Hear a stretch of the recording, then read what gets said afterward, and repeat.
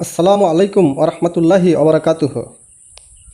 সূরা বনী ইসরাইল, আয়াত 101 থেকে 111 পর্যন্ত।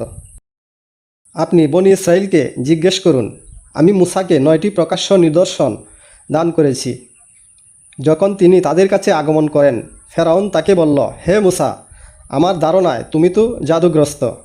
তিনি বললেন, তুমি জানো যে আসমান ও জমিনের পালনকর্তাই এসব নিদর্শনাবলী প্রত্যক্ষ প্রমাণস্বরূপ নাজিল করেছেন। হে ফেরাউন, আমার ধারণায় তুমি ধ্বংস হতে চলেছ। অতঃপর সে বনী ইসরাইলকে দেশ থেকে উৎখাত করতে চাইল। তখন আমি তাকে ও তার সঙ্গীদের সবাইকে নিমজ্জিত করে দিলাম। তারপর আমি বনী ইসরাইলকে বললাম, এ দেশে তোমরা বসবাস করো। অতঃপর যখন পরকালের ওয়াদা বাস্তবায়িত হবে, তখন তোমাদেরকে জোর করে নিয়ে উপস্থিত হব। আমি সত্যসহ এক কুরআন নাজিল করেছি এবং সত্যসহ এটা নাজিল হয়েছে।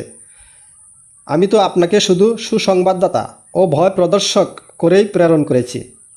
আমি কুরআনকে জ্যোতি চিহ্নসহ পৃথক পৃথকভাবে পাঠের উপযোগী করেছি, যাতে আপনি একে লোকদের কাছে ধীরে ধীরে পাঠ করেন, এবং আমি একে যথাযথভাবে অবতীর্ণ করেছি।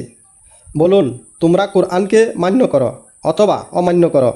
যারা এর পূর্ব থেকে এলেম প্রাপ্ত হয়েছে, যখন তাদের কাছে এর তেলাওয়াত করা হয়, তখন তারা নতমস্তকে সেজদায় লুটিয়ে পড়ে এবং বলে, আমাদের পালনকর্তা পবিত্র, মহান। নিঃসন্দেহে আমাদের পালনকর্তার ওয়াদা অবশ্যই পূর্ণ হবে। তারা ক্রন্দন করতে করতে নতমস্তকে ভূমিতে লুটিয়ে পড়ে এবং তাদের বিনয় ভাব আরও বৃদ্ধি পায়। বলুন, আল্লাহ বলে আহ্বান করো কিংবা রহমান বলে, যে নামেই আহ্বান করো না কেন, সব সুন্দর নাম তারই। আপনি নিজের নামাজ আদায়কালে স্বর উচ্চ গ্রাসে নিয়ে গিয়ে পড়বেন না এবং নিঃশব্দেও পড়বেন না। এতদুভয়ের মধ্যম পন্থা অবলম্বন করুন।